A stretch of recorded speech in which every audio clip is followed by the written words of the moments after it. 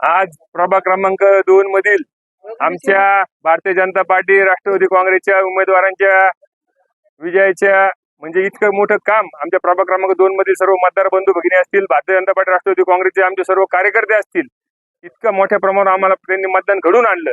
नागरिकांचा उत्स्फूर्त प्रतिसाद होता।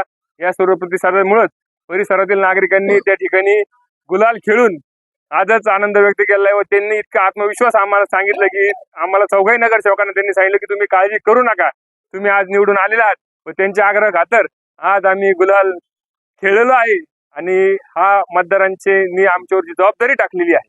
ही जबाबदारी रूपी गुलाल ही जबाबदारी रूपी गुलाल हा आमच्या अंगावर प्रभागातील नागरिकांनी आज टाकलेला आहे असं मी मानतो आणि त्यांनी जो टाकलेला गुलाल आहे 5 वर्ष आम्ही अशाच पद्धतीने चौघजण एकत्र राहून काम करू।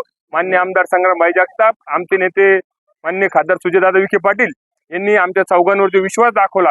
त्या विश्वासाला सार्थ ठरून आम्ही भविष्यात देखील अतिशय चांगल्या पद्धतीने काम करू। मागच्या पंचवार्षिकला जी काही कामं राहिलेली होती ती कामं देखील भविष्यात पूर्ण करण्याचा प्रयत्न करू।